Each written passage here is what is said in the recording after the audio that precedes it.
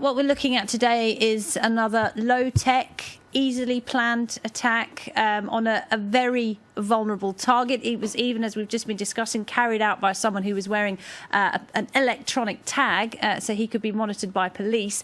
How can France possibly defend itself against attacks like this? Well, let me begin with this. What the government is failing to see is that they're dealing with a cultural civil risk that's highly toxic in nature and can come at a huge humanitarian crisis in future.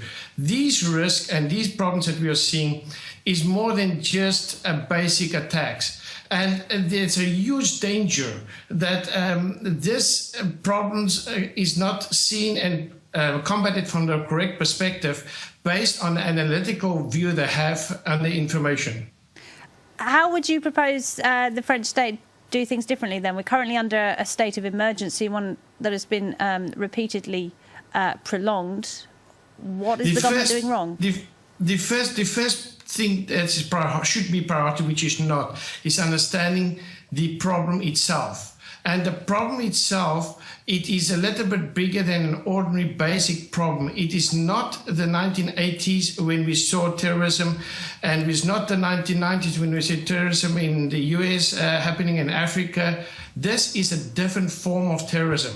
And the problem with this terrorism activities that we are witnessing, that there are a combination of many factors. And there are one of the primary factors is an issue that relates to perception. They have to get to understand what they're dealing with. And this is the biggest problem. Until they understand what type of threat they're dealing with, in what way do these threats is a problem. In what way do they not understand the threat they're dealing with? Well, let me explain to you.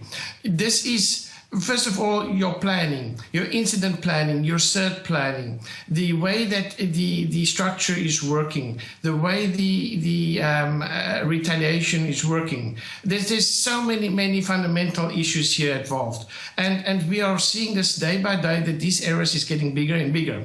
And I'm very surprised that they haven't followed the route that NATO suggested already 2 years ago of understanding the risk of this problem coming.